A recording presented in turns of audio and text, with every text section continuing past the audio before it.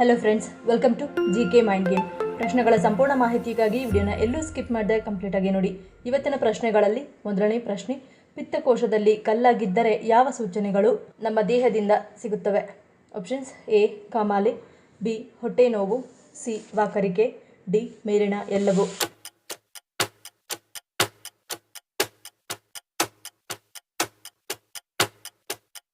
ಸರಿಯಾದ ಉತ್ತರ option D ಮೇಲಿನ ಎಲ್ಲವೂ.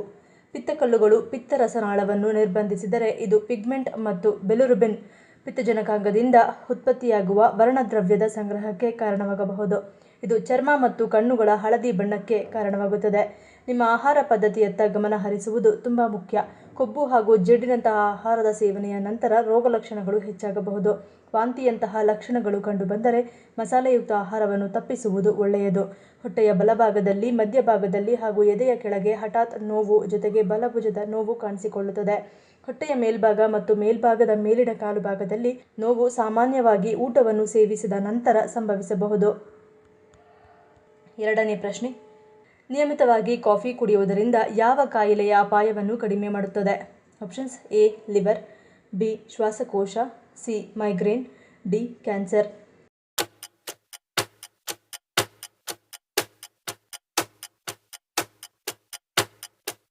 ಸರಿಯಾದ ಉತ್ತರ ಆಪ್ಷನ್ ಎ ಲಿವರ್. ನಿಯಮಿತ ಕಾಫಿಯಲ್ಲಿ ಉತ್ಕರ್ಷಣ ನಿರೋಧಕಗಳು, ವಿಶೇಷವಾಗಿ ಕ್ಲೋರೋಜೆನಿಕ್ ಆಮ್ಲಗಳು ಸಮೃದ್ಧವಾಗಿವೆ ಮತ್ತು ಕೊಬ್ಬು ಸೇರಿದಂತೆ ಲಿವರ್ ಕಾಯಿಲೆಗಳ ಅಪಾಯವನ್ನು ಕಡಿಮೆ ಮಾಡುತ್ತದೆ. Journal coffee clinical and experimental ಹೆಪಟಾಲಜಿಯಲ್ಲಿ ಪ್ರಕಟವಾದ ಅಧ್ಯಯನವು ಲಿವರ್ ಕಾಯಿಲೆ ಇರುವ ರೋಗಿಗಳು ದಿನಕ್ಕೆ 2 ಕಪ್ಗಳಿಗಿಂತ ಹೆಚ್ಚು ಕಾಫಿ ಸೇವಿಸುವುದರಿಂದ ಫೈಬ್ರೋಸಿಸ್ ಮತ್ತು ಸಿರೋಸಿಸ್ ದರಗಳ ಕಡಿಮೆಯಾಗುವುದರ ಜೊತೆಗೆ ಮರಣದ ಪ್ರಮಾಣವು ಕಡಿಮೆಯಾಗುತ್ತದೆ ಎಂದು ಹೇಳಿದೆ. ಮೂರನೇ ಪ್ರಶ್ನೆ, ಮನಿ ಪ್ಲಾಂಟ್ ಅನ್ನು ಮನೆಯ ಯಾವ ದಿಕ್ಕಿನಲ್ಲಿ ಇಡಬೇಕು ಎನ್ನಲಾಗುತ್ತದೆ? ಆಪ್ಷನ್ಸ್: ಎ ಈಶಾನ್ಯ, ಬಿ ಆಗ್ನೇಯ, ಸಿ ವಾಯುವ್ಯ, ಡಿ ನೈಋತ್ಯ.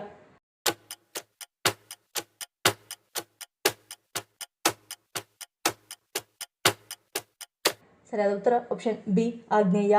ವಾಸ್ತುಶಾಸ್ತ್ರದ ಪ್ರಕಾರ ಮನಿ ಪ್ಲಾಂಟ್ ಅನ್ನು ಮನೆಯ ಆಗ್ನೇಯ ದಿಕ್ಕಿಗೆ ಇಡಬೇಕು. ಇದರಿಂದ ಮನೆಯಲ್ಲಿ ಸಕಾರಾತ್ಮಕ ಶಕ್ತಿಯ ಸಂಚಾರವು ಸದಾಕಾಲ ಇರುತ್ತದೆ. ಇದರಿಂದ ನಿಮ್ಮ ಆರ್ಥಿಕ ಪರಿಸ್ಥಿತಿಯು ಉತ್ತಮವಾಗುತ್ತದೆ. ಅಷ್ಟೇ ಅಲ್ಲದೆ ಆಗ್ನೇಯ ದಿಕ್ಕಿಗೆ ಇಡುವುದರಿಂದ ಹೆಚ್ಚು ಶುಭವಾಗುತ್ತದೆ. ಆಗ್ನೇಯ ದಿಕ್ಕು ಪ್ರತಿಮಾ ಪೂಜಕ ಗಣೇಶನ ದಿಕ್ಕಾಗಿದೆ. ಈ ದಿಕ್ಕಿಗೆ ಮನಿ ಪ್ಲಾಂಟ್ ಇಡುವುದರಿಂದ ಮನೆಯಲ್ಲಿ ಸದಸ್ಯರ ಅದೃಷ್ಟ ಕುಲಾಯಿಸುತ್ತದೆ ಎಂದು ನಂಬಲಾಗಿದೆ. ನಾಲ್ಕನೇ ಪ್ರಶ್ನೆ, ಪ್ರತಿದಿನ ಬೆಳಗ್ಗೆ ಖಾಲಿ ಹೊಟ್ಟೆಯಲ್ಲಿ 1 ಸೌತೆಕಾಯಿ ತಿನ್ನುವುದರಿಂದ ಯಾವ ಕಾಯಿಲೆ ಹತ್ತಿರವೂ ಸುಳಿಯುವುದಿಲ್ಲ? ಆಪ್ಷನ್ಸ್: ಎ ನಿರ್ಜಲೀಕರಣ, ಬಿ ಜಾಂಡಿಸ್, ಸಿ ಕಜ್ಜಿ, ಡಿ ಅಲರ್ಜಿ.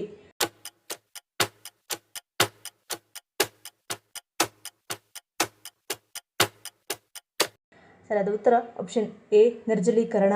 ಸೌತೆಕಾಯಿ ತಿನ್ನುವುದರಿಂದ ಹೊಟ್ಟೆಗೆ ತಕ್ಷಣ ತಂಪು ಸಿಗುತ್ತದೆ. ಇದರಿಂದಾಗಿ ಜೀರ್ಣಾಂಗ ವ್ಯವಸ್ಥೆಯು ಬಲಗೊಳ್ಳುತ್ತದೆ. ವಾಕರಿಕೆ, ಗ್ಯಾಸ್ ಮತ್ತು ಅಜೀರ್ಣದಿಂದ ಬಳಲುತ್ತಿರುವ ಜನರು ಬೆಳಗ್ಗೆ ಸೌತೆಕಾಯಿ ತಿನ್ನುವುದರಿಂದ ಪ್ರಯೋಜನ ಪಡೆಯುತ್ತಾರೆ. ಬೇಸಿಗೆಯಲ್ಲಿ ಬೆಳಗ್ಗೆ ನೀವು ಖಂಡಿತ ಸೌತೆಕಾಯಿಯನ್ನು ತಿನ್ನಬಹುದು. ಬೇಸಿಗೆಯಲ್ಲಿ ಪ್ರತಿದಿನ ಬೆಳಗ್ಗೆ ಸೌತೆಕಾಯಿ ತಿನ್ನುವುದರಿಂದ ದಿನವಿಡೀ ನಿಮ್ಮ ದೇಹ ಉಷ್ಣತೆಯ ಸಮತೋಲನದಲ್ಲಿರುತ್ತದೆ. ಸೌತೆಕಾಯಿಯಲ್ಲಿ 90% ನೀರು ಇರುವುದರಿಂದ ಇದು ದೇಹದ ಮೇಲೆ ಬಿಸಿ ಗಾಳಿಯ ಪರಿಣಾಮವನ್ನು ಕಡಿಮೆ ಮಾಡುತ್ತದೆ. ದಿನವಿಡೀ ದೇಹದಲ್ಲಿ ನೀರಿನ ಕೊರತೆ ಇರುವುದಿಲ್ಲ ಮತ್ತು ದೇಹವು ಶಾಖದ ಹೊಡೆತದಿಂದ ರಕ್ಷಿಸಲ್ಪಡುತ್ತದೆ. ಬೆಳಗ್ಗೆ ಸೌತೆಕಾಯಿ ತಿನ್ನುವುದರಿಂದ ತೂಕ ಇಳಿಸಿಕೊಳ್ಳಲು ಸಹಾಯವಾಗುತ್ತದೆ. ಇದರೊಂದಿಗೆ ರಕ್ತದೊತ್ತಡವನ್ನು ಸಹ ನಿಯಂತ್ರಿಸಬಹುದು. ಸೌತೆಕಾಯಿಯು ಅನೇಕ ಉತ್ಕರ್ಷಣ ನಿರೋಧಕಗಳನ್ನು ಹೊಂದಿದ್ದು ಅದು ಸ್ವತಂತ್ರ ರಾಡಿಕಲ್ಗಳಿಂದ ಉಂಟಾಗುವ ಹಾನಿಯನ್ನು ತಡೆಯುತ್ತದೆ. ಐದನೇ ಪ್ರಶ್ನೆ, ಮಿನಿ ಪಂಜಾಬ್ ಎಂದು ಯಾವ ದೇಶವನ್ನು ಕರೆಯುತ್ತಾರೆ? Options: A Denmark, B Canada, C Switzerland, D Cuba.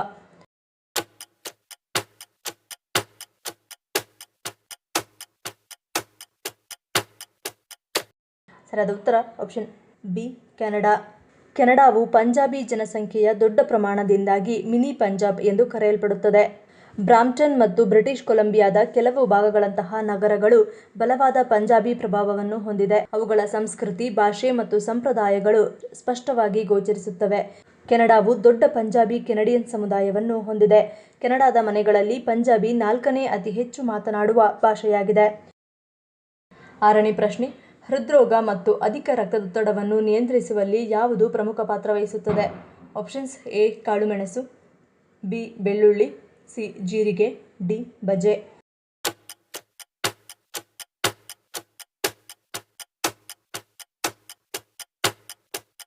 ಸರಿಯಾದ ಉತ್ತರ ಆಪ್ಷನ್ ಬಿ ಬೆಳ್ಳುಳ್ಳಿ. ಹೃದ್ರೋಗ ಮತ್ತು ಅಧಿಕ ರಕ್ತದೊತ್ತಡವನ್ನು ನಿಯಂತ್ರಿಸುವಲ್ಲಿ ಬೆಳ್ಳುಳ್ಳಿ ಪರಿಣಾಮಕಾರಿಯಾಗಿ ಕಾರ್ಯನಿರ್ವಹಿಸುತ್ತದೆ. ಬೆಳ್ಳುಳ್ಳಿ ಹೃದಯದ ಆರೋಗ್ಯಕ್ಕೆ ಒಳ್ಳೆಯದು. ಇದು ರಕ್ತದೊತ್ತಡ ಮತ್ತು ಕೊಲೆಸ್ಟ್ರಾಲ್ ಮಟ್ಟವನ್ನು ಕಡಿಮೆ ಮಾಡುವ ಮೂಲಕ ಹೃದಯ ಕಾಯಿಲೆಯನ್ನು ತಡೆಗಟ್ಟುತ್ತದೆ. ಇದು ರಕ್ತನಾಳಗಳನ್ನು ಸ್ವಚ್ಛವಾಗಿರಿಸುತ್ತದೆ ಮತ್ತು ರಕ್ತ ಹೆಪ್ಪುಗಟ್ಟುವಿಕೆಯನ್ನು ತಡೆಯುತ್ತದೆ. ಇದು ಪಾರ್ಶ್ವವಾಯು ಅಪಾಯವನ್ನು ಕಡಿಮೆ ಮಾಡುತ್ತದೆ. ಬೆಳ್ಳುಳ್ಳಿ ಗ್ಯಾಸ್ಟ್ರಿಕ್ ಆಮ್ಲೀಯತೆ ಅಥವಾ ಅಜೀರ್ಣದಿಂದ ಬಳಲುತ್ತಿರುವವರಿಗೆ ತುಂಬಾ ಪ್ರಯೋಜನಕಾರಿಯಾಗಿದೆ. ಇದು ಜೀರ್ಣಕ್ರಿಯೆಯನ್ನು ಹೆಚ್ಚಿಸುತ್ತದೆ, ಹಸಿವನ್ನು ಉತ್ತೇಜಿಸುತ್ತದೆ ಮತ್ತು ಹೊಟ್ಟೆಯ ಸಮಸ್ಯೆಗಳನ್ನು ನಿವಾರಿಸಲು ಸಹಾಯ ಮಾಡುತ್ತದೆ. 7ನೇ ಪ್ರಶ್ನೆ. ಆದಾಯ ತೆರಿಗೆಯೇ ಇಲ್ಲದ ಭಾರತದ ಏಕೈಕ ರಾಜ್ಯ ಯಾವುದು? Options A Jammu Kashmir, B Gujarat, C Sikkim, D Odisha.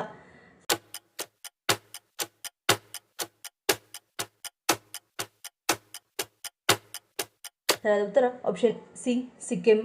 ಭಾರತದಲ್ಲಿ ಸಿಕ್ಕಿಂ ತೆರಿಗೆ ಮುಕ್ತ ರಾಜ್ಯವೆಂದು ಹೆಸರುವಾಸಿಯಾಗಿದೆ. ತೆರಿಗೆ ಜಾಲದಿಂದ ನಿವಾಸಿಗಳನ್ನು ಹೊರಗಿಡುವ ದೇಶದ ಏಕೈಕ ರಾಜ್ಯ ಇದು. ಸಿಕ್ಕಿಂನ ಸ್ಥಳೀಯರು 1961ರ ಆದಾಯ ತೆರಿಗೆ ಕಾಯ್ದೆಯ ಸೆಕ್ಷನ್ 10(26)AAA ಅಡಿಯಲ್ಲಿ ಆದಾಯ ತೆರಿಗೆಯಿಂದ ವಿನಾಯಿತಿ ಪಡೆದಿದ್ದಾರೆ. ಸಿಕ್ಕಿಂ 1975ರಲ್ಲಿ ಭಾರತದೊಂದಿಗೆ ವಿಲೀನವಾಯಿತು. ಆದರೆ ಸಿಕ್ಕಿಂ ತನ್ನ ಹಳೆಯ ಕಾನೂನುಗಳು ಮತ್ತು ವಿಶೇಷ ಸ್ಥಾನಮಾನವನ್ನು ಕಾಯ್ದುಕೊಳ್ಳುವ ಷರತ್ತಿನ ಮೇಲೆ ಭಾರತವನ್ನು ಸೇರಿಕೊಂಡಿತು. ಈ ಷರತ್ತನ್ನು ಅಂಗೀಕರಿಸಲಾಯಿತು. ಸಂವಿಧಾನದ 371(f) ವಿಧಿಯ ಅಡಿಯಲ್ಲಿ ಸಿಕ್ಕಿಂ ವಿಶೇಷ ಸ್ಥಾನಮಾನವನ್ನು ಹೊಂದಿದೆ.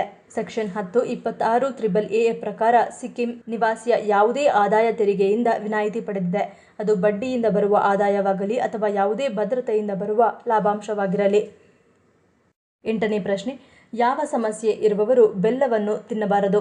Options A BP, B kidney, C ಹೃದ್ರೋಗ, ಡಿ ಗ್ಯಾಸ್ಟ್ರಿಕ್.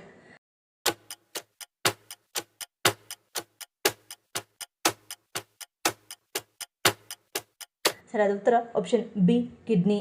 ಬೆಲ್ಲವು ನೈಸರ್ಗಿಕ ಸಿಹಿಕಾರಕ, ಖನಿಜಗಳು ಮತ್ತು ಜೀವಸತ್ವಗಳಿಂದ ಸಮೃದ್ಧವಾಗಿವೆ. ಮಿತವಾಗಿ ಸೇವಿಸಿದರೆ ಆರೋಗ್ಯಕರ. ಆದರೆ ಮಧುಮೇಹ ಮತ್ತು ಮೂತ್ರಪಿಂಡದ ಸಮಸ್ಯೆ ಇರುವವರು ವೈದ್ಯರ ಸಲಹೆ ಪಡೆದ ನಂತರವಷ್ಟೇ ಸೇವಿಸಬೇಕು. ಬೆಲ್ಲದಲ್ಲಿ ಪೊಟ್ಯಾಷಿಯಂ ಇರುವುದರಿಂದ ಮೂತ್ರಪಿಂಡದ ಕಾಯಿಲೆ ಇರುವವರಿಗೆ ಇದನ್ನು ಅತಿಯಾಗಿ ಸೇವಿಸುವುದು ಹಾನಿಕಾರಕವಾಗಿದೆ.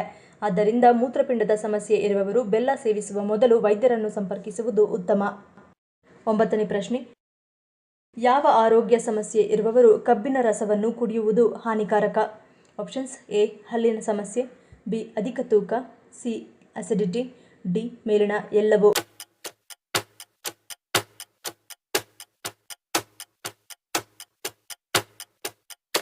ಸರಿಯಾದ ಉತ್ತರ ಆಪ್ಷನ್ ಡಿ ಮೇಲಿನ ಎಲ್ಲವೂ.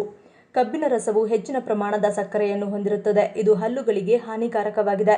ಹಲ್ಲುಗಳ ಸಮಸ್ಯೆ ಇದ್ದರೆ ಕಬ್ಬಿನ ಹಾಲನ್ನು ಕುಡಿಯಬಾರದು.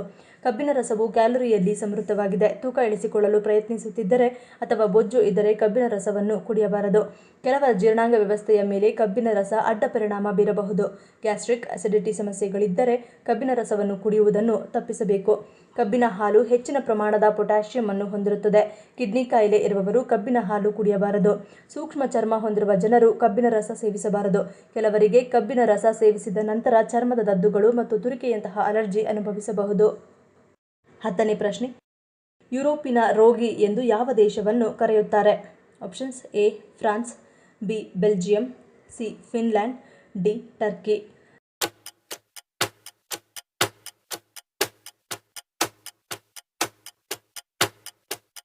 ಸರಿಯಾದ ಉತ್ತರ ಆಪ್ಷನ್ ಡಿ ಟರ್ಕಿ. 19ನೇ ಶತಮಾನದಲ್ಲಿ ಒಟೋಮನ್ ಸಾಮ್ರಾಜ್ಯ ತನ್ನ ಅಧಿಕಾರ ಕುಸಿತ, ಮಿಲಿಟರಿ ಸೋಲುಗಳು ಮತ್ತು ಆರ್ಥಿಕ ಹೋರಾಟಗಳಿಂದಾಗಿ ಯುರೋಪಿನ ಅನಾರೋಗ್ಯ ಪೀಡಿತ ವ್ಯಕ್ತಿ ಎಂದು ಕರೆಯಲ್ಪಟ್ಟಿತ್ತು. ಈ ಪದವನ್ನು ಮೊದಲು ರಷ್ಯಾದ ತ್ಸಾರ್ ನಿಕೋಲಸ್ ಬಳಸಿದರು. ಸಾಮ್ರಾಜ್ಯವು ಈಗ ಅಸ್ತಿತ್ವದಲ್ಲಿಲ್ಲದಿದ್ದರೂ ಅದರ ರಾಜಕೀಯ ಅಥವಾ ಆರ್ಥಿಕ ಸವಾಲುಗಳನ್ನು ಉಲ್ಲೇಖಿಸುವಾಗ ಈ ಪದವನ್ನು ಕೆಲವೊಮ್ಮೆ ಆಧುನಿಕ ಟರ್ಕಿಗೆ ಬಳಸಲಾಗುತ್ತದೆ. ಮನುಷ್ಯನನ್ನು ಸಡನ್ ಆಗಿ ಅಟ್ಯಾಕ್ ಮಾಡುವ ಹೃದಯಾಘಾತವನ್ನು ತಡೆಯುವ ಗುಣವನ್ನು ಹೊಂದಿರುವುದು ಯಾವುದು?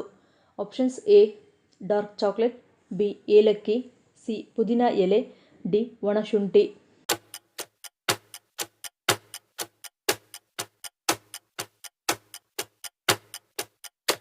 ಸರಿಯಾದ ಉತ್ತರ ಆಪ್ಷನ್ ಬಿ ಏಲಕ್ಕಿ. ನೋಡಲು ಪುಟ್ಟದಾಗಿ ಕಂಡುಬರುವ ಏಲಕ್ಕಿಯಲ್ಲಿ ಬ್ಯಾಕ್ಟೀರಿಯಾ ಹಾಗೂ ಫಂಗಸ್ ಸೋಂಕುಗಳನ್ನು ತಡೆಹಾಕುವ ಆಂಟಿಮೈಕ್ರೋಬಿಯಲ್ ಲಕ್ಷಣಗಳು, ಪ್ರಬಲ ಆಂಟಿ ಆಕ್ಸಿಡೆಂಟ್ ಅಂಶಗಳು, ಅಧಿಕ ಪ್ರಮಾಣದಲ್ಲಿ ನಾರಿನಾಂಶ, ಕಬ್ಬಿಣಾಂಶ, ಪೊಟ್ಯಾಷಿಯಂ ಮತ್ತು ಮೆಗ್ನೀಷಿಯಂನಂತಹ ಪೋಷಕಾಂಶಗಳಿದ್ದು ಇದು ದೇಹದ ಅನೇಕ ಅಗತ್ಯಗಳನ್ನು ಪೂರೈಸಲು ಸಹಾಯ ಮಾಡುತ್ತದೆ. ಪ್ರಮುಖವಾಗಿ ಮನುಷ್ಯನಿಗೆ ಸಡನ್ ಆಗಿ ಕಾಡುವ ಹೃದಯಾಘಾತವನ್ನು ತಪ್ಪಿಸುವ ಗುಣವನ್ನು ಈ ಪುಟ್ಟ ಏಲಕ್ಕಿ ಪಡೆದಿದೆ. ಇದಕ್ಕೆ ಪ್ರಮುಖ ಕಾರಣ ಇದರಲ್ಲಿ ಕಂಡುಬರುವ ಆಂಟಿ ಆಕ್ಸಿಡೆಂಟ್ ಹಾಗೂ ಪೊಟ್ಯಾಷಿಯಂ ಗುಣಲಕ್ಷಣಗಳು. ಹೀಗೆ ಹಲವಾರು ಪ್ರಯೋಜನಗಳನ್ನು ಒಳಗೊಂಡಿರುವ ಈ ಪುಟ್ಟ ಏಲಕ್ಕಿಯನ್ನು ಮಲಗುವ ಮುನ್ನ ಸೇವನೆ ಮಾಡುವುದರಿಂದ ಅನೇಕ ಪ್ರಯೋಜನಗಳನ್ನು ಪಡೆಯಬಹುದಾಗಿದೆ. ಈ ಪ್ರಶ್ನೆಗಳಲ್ಲಿ ನೀವು ಎಷ್ಟು ಪ್ರಶ್ನೆಗಳಿಗೆ ಸರಿ ಉತ್ತರವನ್ನು ಕೊಟ್ಟರಿ ಅನ್ನೋದನ್ನು ಕಮೆಂಟ್ ಮಾಡಿ ತಿಳಿಸಿ. ಈ ವಿಡಿಯೋ ನಿಮಗೆ ಇಷ್ಟ ಆಗಿದ್ರೆ ಮರಿದೇ ಲೈಕ್ ಮಾಡಿ, ಶೇರ್ ಮಾಡಿ, ಸಬ್ಸ್ಕ್ರೈಬ್ ಮಾಡಿ. ನನ್ನ ಚಾನಲ್ನ ಇನ್ನೂ ಸಬ್ಸ್ಕ್ರೈಬ್ ಮಾಡದೆ ಹಾಗೆ ವಿಡಿಯೋಸ್ ನೋಡ್ತಿದ್ರೆ ಪ್ಲೀಸ್ ಸಬ್ಸ್ಕ್ರೈಬ್ ಮಾಡಿ, ಸಪೋರ್ಟ್ ಮಾಡಿ. ಮತ್ತೊಂದು ಇಂಟ್ರೆಸ್ಟಿಂಗ್ ವಿಡಿಯೋದೊಂದಿಗೆ ಸಿಗ್ತೀನಿ. Until love you all, take care.